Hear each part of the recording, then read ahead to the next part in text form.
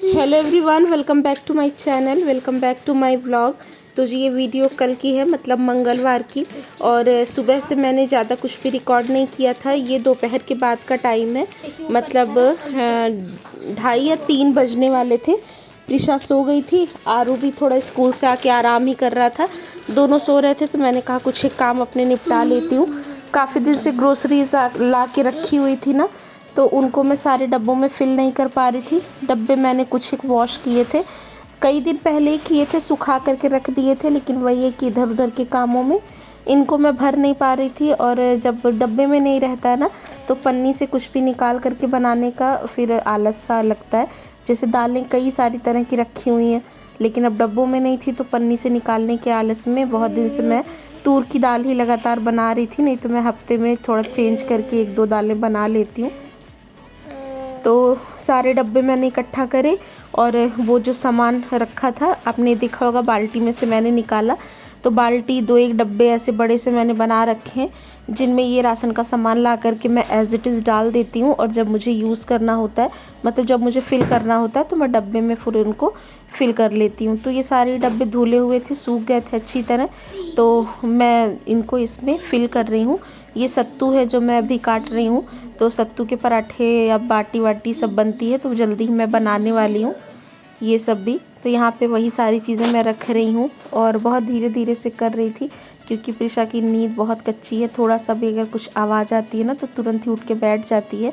तो उसको कमरे में सुला करके उसका दरवाज़ा मैंने चिपका दिया था। और यहाँ किचन में मैं धीरे धीरे काम कर रही थी। लेकिन ये वीडियो आपको एक गो में ही मिल रही होगी, लेकिन इसके बीच में कई बार मैं उसमें जा के उसको झांक के आ रही थी। बीच में थोड़ा सा एक बार वो उठ भी गई थी।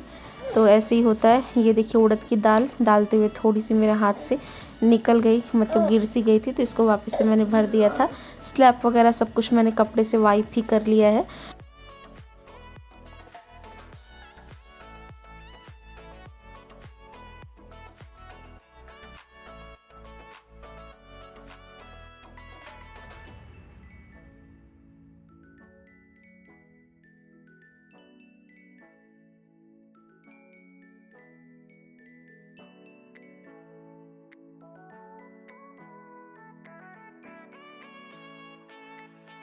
और यहाँ पे देखिए नमक का डब्बा भी मैंने चेंज कर दिया था। ये ब्राउन ढक्कन वाले डब्बे में मैंने पहले रखा था ना, तो ये मेरे सेट का डब्बा है, मतलब इसमें का पूरा 12 मेरे पास था। तो इसमें मैंने उस समय नमक तो खाली कर दिया था, लेकिन मेरा सेट ख़राब हो गया था, तो फिर उसको मैंने खाली कर दिया। इसको मैं पोंछ दूँगी, इसमें नमक ही था, ज़्यादा कुछ नहीं था। और ये अब पिंक वाला, इसमें का बस एक ही डब्बा है मेरे पास। ये घर से मैं अचार करके इसमें ले आई थी मम्मी के घर से, तो उसमें मैंने अब नमक कर दिया है और उसको दोबारा कर दिया। और फिर देखिए यहाँ पे थोड़ा और टाइम हो गया था। अब आरू ट्यूशन जा चुका था इस टाइम तक, और प्रिशा को थोड़ा देर और मैं लिटा के आ चुकी थी, या पता नहीं वो खेल रही थी, मुझे याद नहीं है। और यहाँ पे कुछ सब्जियाँ मैं वॉश करके रख रही हूँ। फ्राइडे के दिन आई थी सब्जियाँ। तो ये ना अरवी के पत्ते हैं, आरू के पापा को मिले थे, तो वो ले आए थे। इसके पहले जब मार्केट में गई थी तो मैं इसको देख रही थी, लेकिन उस टाइम में फ्रेश नहीं थे, ज़्यादा अच्छे नहीं थे, पत्तों में छेद सा था, तो मैं नहीं ले आई। लेकिन उस दिन आरू के पापा को अच्छे मिल गए तो वो ले आए थे। तो इसके ना पकौड़े बहुत अच्छे बनते हैं, मतलब हमारे यहाँ तो उत्तर प्रदेश में अलग अलग जगह पे अलग अलग चीज़ों के नाम से जाना था। हम लोग तो लोढ़ा भी बोलते हैं, रिकवच बोला जाता है, और पात्रा बोलते हैं कई जगह इसको। अरवी के पत्ते के पकौड़े होते हैं। तो ये सारी चीज़ें यूजुअली नहीं मैं बनाती हूँ, बहुत कम ही बनता था मेरे घर पे भी। मेरे नानी वानी के घर पे ये चीज़ बनती थी, लेकिन खाने में अच्छी लगती है। जैसे जिनका टेस्ट थोड़ा ट्रेडिशनल फूड का होता है ना, उनको ये अच्छी लगेगी। और देखूँगी, मैं भी ट्राई करूँगी। हर सीज़न में एक बार तो मैं बना ही लेती हूँ, क्योंकि देखती हूँ तो लालच लगता है। और यहाँ पे ना बड़ी ईज़िली हर चीज़ मिल जाती है। जैसे कहने के लिए तो दिल्ली है, लेकिन हर चीज़ मिलती है। जो हमारे यहाँ रेगुलर मंडी लगती है ना, जैसे हर जगह पे अलग अलग दिन पे लगती हैं। हमारे यहाँ मंगलवार और संडे को लगती है, सॉरी शुक्रवार को और संडे को लगती है। तो ज़्यादातर सारी ही चीज़ें मिल जाती हैं। तो बस इसको मैं आज ही बनाने वाली थी, तो इसके लिए थोड़ी तैयारी चाहिए होती है। तो सुबह मैंने दाल नहीं भिगाई थी, भूल गई थी मैं, तो दोपहर में जिस समय मैंने वो डब्बे में सामान वामान भरा था ना, चने की दाल थोड़ा सा गर्म पानी में मैंने भिगा दिया था, तो वो भीगी हुई है। बाकी ये पत्ते धो दिए हैं और कुछ एक सब्जियां भी हैं जिनको वॉश करके रखूँगी। जैसे ये भिंडी मुझे सुबह लंच में बनानी है, तो इस टाइम में इसको धो करके मैं थोड़ा सा सुखा सा दूँगी, फिर कट करके रख लूँगी, तो सुबह ईज़ी हो जाएगा। क्योंकि आरू अब और भी जल्दी जाने लग गया है।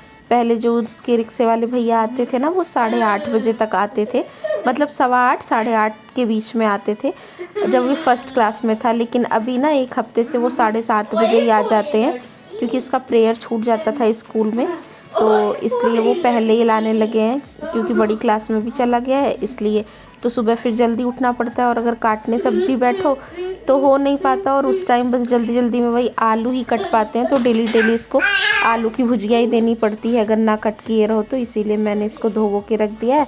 और ये परवल थे, सारी सब्जियां ताज़ी ही थी, 1 दिन पहले ही आई थी।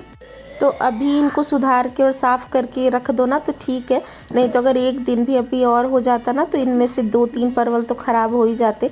तो परवल एक ऐसी सब्ज़ी है ना जो बहुत जल्दी से ख़राब होने लगती है, पीली होने लगती है। तो इसलिए इसको भी मैंने अच्छे से वॉश कर लिया है।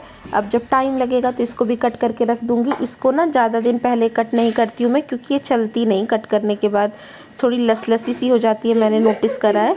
और 1 रात पहले कट कर लो, जैसे अगर कल बनाना है तो आज रात में कट करके रख लो तो वो ठीक रहता है। लेकिन 2-3 दिन ये काटने के बाद नहीं चलती है। और यहाँ पे करेले थे, तो ये काफ़ी बड़े बड़े करेले थे, अच्छे नहीं थे, मतलब अंदर से ना मुझे लग रहा था टाइट से होंगे। और यहाँ पे प्रिशा जब तक खेल रही थी तब तक खेल रही थी, उसके बाद फिर रोने लगी, तो इसको थोड़ा सा गोदी में भी ले लिया मैंने, बीच बीच में लेना ही पड़ता है।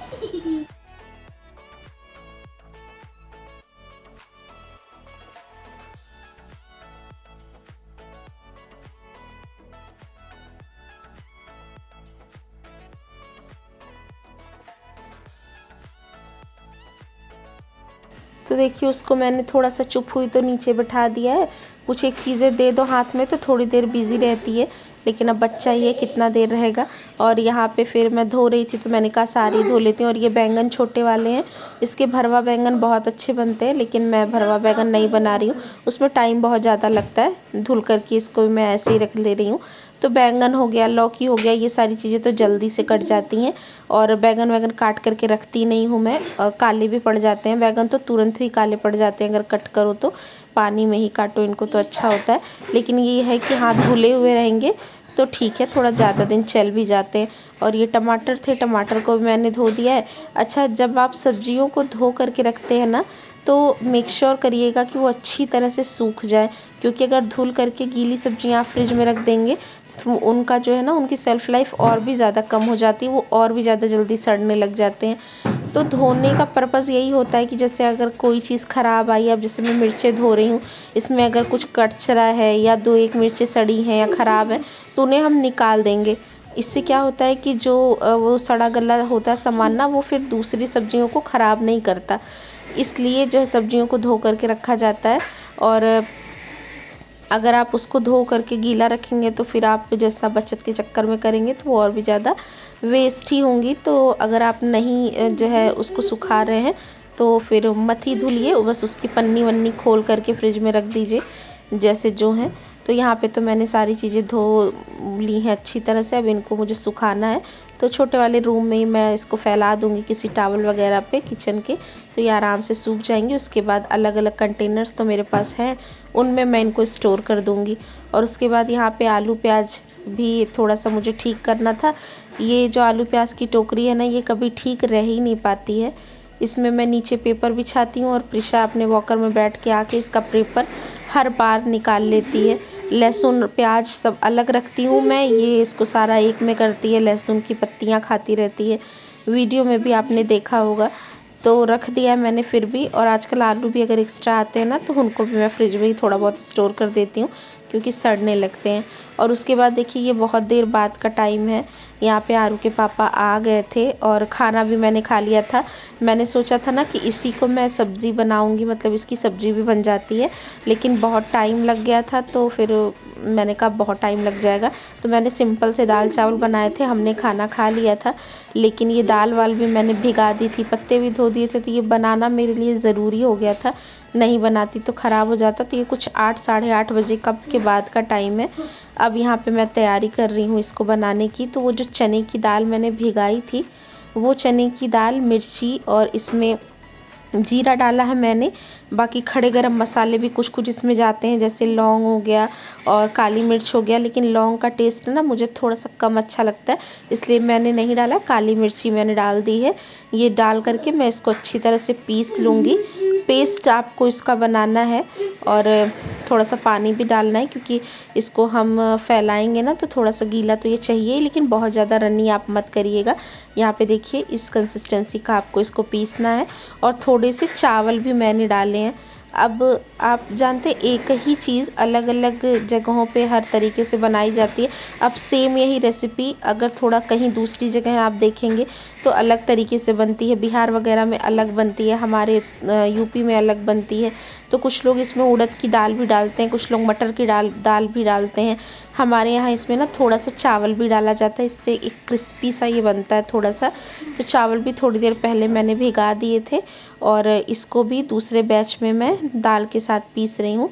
लहसुन वसुन इसमें अच्छी क्वांटिटी में जाता है, लेकिन मेरे पास ना अदरक लहसुन का पेस्ट रखा है और वो थोड़ा मतलब बना लिया था एक्स्ट्रा ही मैंने, तो मुझे ये ख़त्म भी करना है और लहसुन छीलने का मेरे मन भी नहीं कर रहा था इस टाइम, तो इसलिए ये पेस्ट ही मैंने इस्तेमाल किया है। कर सकते हैं आप, अगर आपके पास ये वाला पेस्ट नहीं है तो आप दाल के साथ लहसुन की 8 से 10 कलियाँ डाल दीजिए और उसमें इसको पीस लीजिए। तो ये देखिए दूसरा बैच भी पीस लिया है मैंने और इसमें अब कुछ एक मसाले भी जाएंगे, अभी आगे मैं आपको दिखाऊंगी।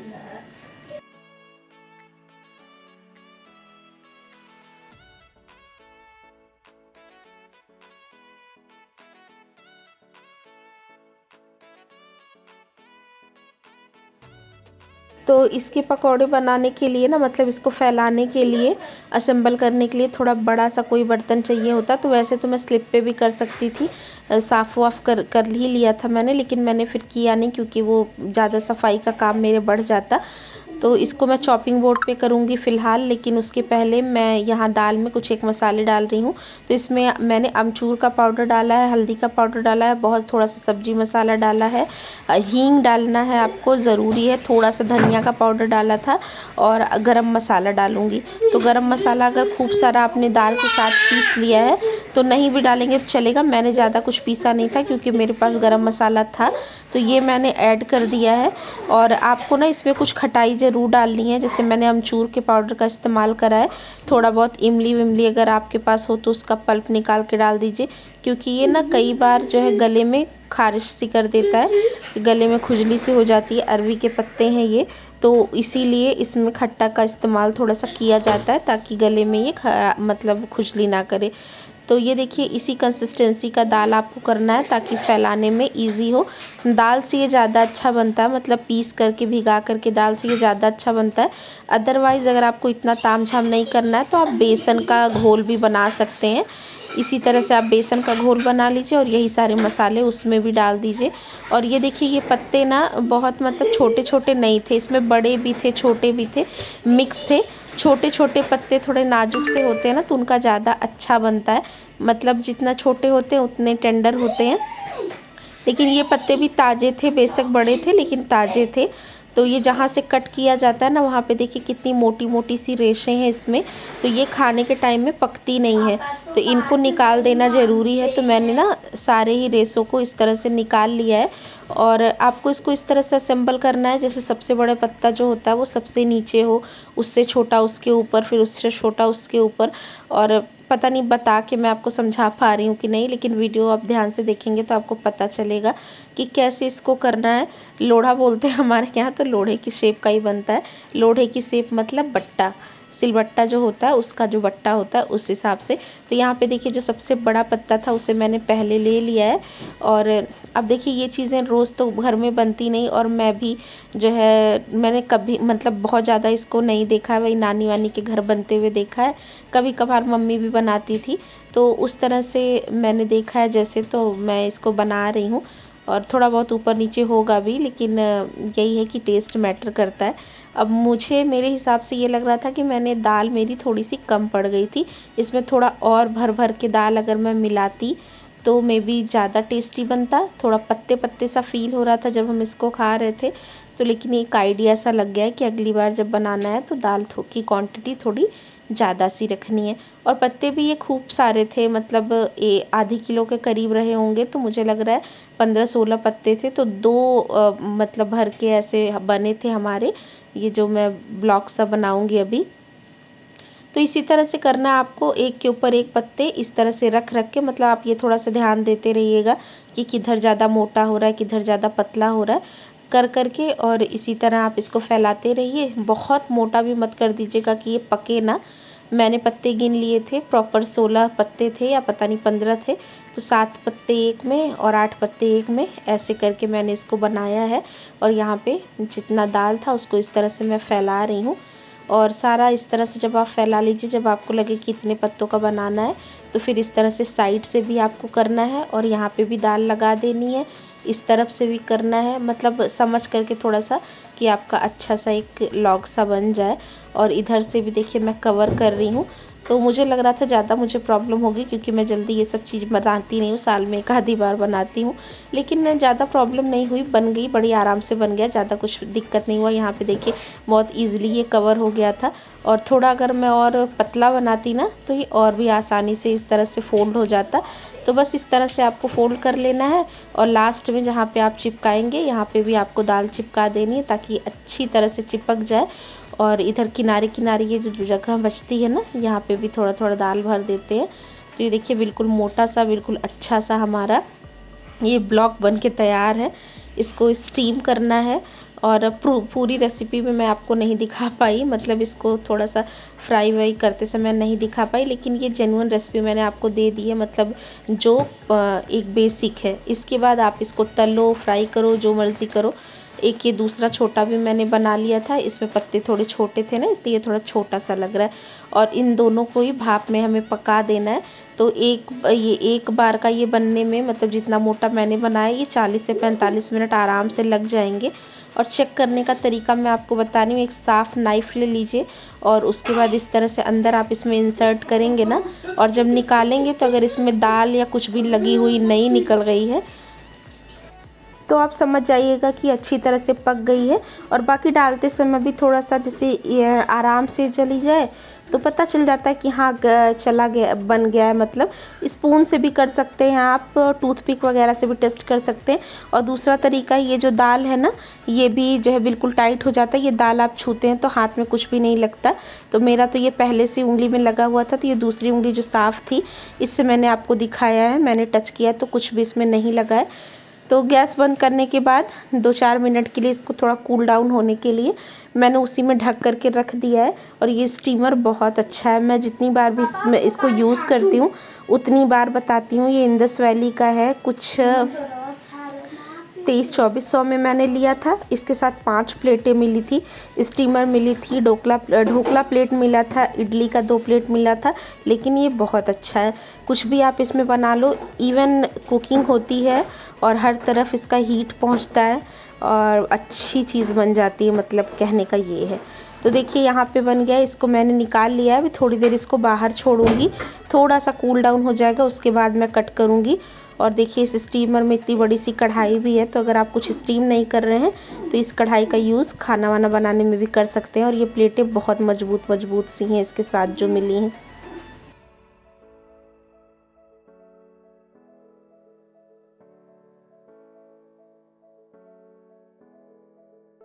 उसके बाद देखिए थोड़ी देर बाद 10-20 मिनट बाद जब ये थोड़ा सा ठंडा हो गया, मतलब हैंडल करने के लायक हो गया, फिर आई हूँ किचन में मैं। अब इस समय पता है रात के 10 बज गए थे।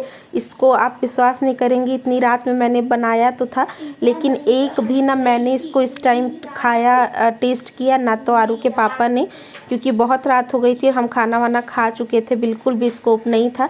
लेकिन इसको बना करके मैंने फ्रिज में रख दिया था। सुबह नाश्ते में मैंने इसको थोड़ा थोड़ा सा शैलो फ्राई किया था, तवे पे थोड़ा सा तेल डाल करके आप इसको शैलो फ्राई कर लीजिए, या कढ़ाई में कर लीजिए, मतलब जैसे भी। और हमारे नानी वानी के घर तो इस तरह से ही ये खाया जाता है, मतलब ऐसे भी खाया जाता है और वैसे भी। तो गरम गरम में ना इसको आप किसी खट्टी चीज़ के साथ, जैसे सिरका हो गया, अचार हो गया या चटनी हो गई, ऐसी किसी चीज़ के साथ गरम गरम ऐसे भी खाओ तो ये अच्छा लगता है। बाकी अगर तवे पे आप इसको थोड़ा सा रोस्ट कर लेते हो तब तो सोने पे सुहागा। और यहाँ पे देखिए, जहाँ चाह वहाँ राह। जो चीज़ इंसान चाहे और उसका मन करे और वो बनाना चाहे तो सब कुछ बना सकता है। और यही चीज़ होती है ज़िंदगी के साथ भी, अगर कुछ करना चाहो तो बड़े आराम से किया जा सकता है, कुछ भी नामुमकिन नहीं है। तो बस यही थी मेरी आज की छोटी सी वीडियो। आई होप आपको पसंद आई होगी। पसंद आई हो तो लाइक कर दीजिएगा। Bye bye.